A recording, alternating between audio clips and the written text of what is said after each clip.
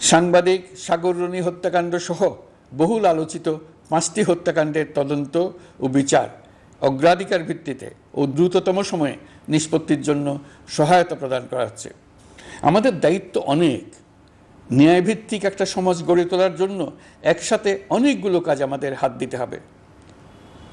1 জুলাই থেকে 5 আগস্ট পর্যন্ত ছাত্র জনতার গণ আন্দোলনকে দমন করতে যেসব ফৌজদারি মামলা দায়ের করা হয়েছিল, এর মধ্যে হত্যা মামলা ছাড়া বাকি প্রায় সকল মামলা প্রত্যাহার করা হয়েছে। এইসব মামলায় গ্রেফতারকৃত সকলে মুক্তি পেয়েছে। দায়িত্ব গ্রহণের শুরুতেই অন্তর্বর্তীকালীন সরকার বিচার বিভাগের বড় সংস্কারের কাজে হাত দিয়েছে।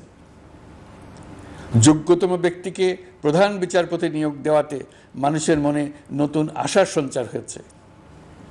আপিল বিভাগের বিচারপতি নিয়োগ, অ্যাটর্নি জেনারেল নিয়োগ এবং অন্যান্য নিয়োগগুলি অতি গুরুত্বপূর্ণ নিয়োগ, যেগুলো সবকটাই সম্পন্ন হয়েছে।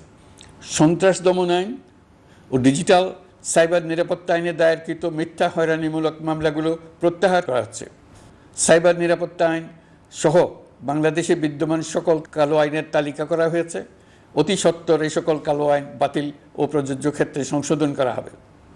সাংবাদিক সাগর রনি হত্যাকাণ্ড সহ বহুল আলোচিত 5টি হত্যাকাণ্ডের তদন্ত ও বিচার অগ্রাধিকার ভিত্তিতে ও দ্রুততম সময়ে নিষ্পত্তির জন্য সহায়তা প্রদান করা হচ্ছে।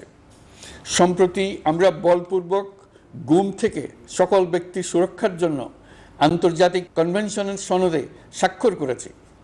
ফলে স্বৈরাচার দ্বারা প্রতিষ্ঠিত গুম সংস্কৃতির সমাপ্তি ঘটানোর জন্য আন্তর্জাতিকভাবে আমরা প্রতিজ্ঞাবদ্ধ হলাম।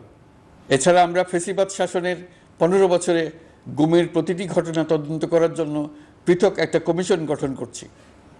যেসব পরিবার তাদের নিখোঁজ পিতা, স্বামী, পুত্র এবং ভাইদের পাওয়ার জন্য বছরের পর বছর যন্ত্রণার সাথে অপেক্ষা করছেন, আমরা আপনাদের বেদনায় সমবেথী।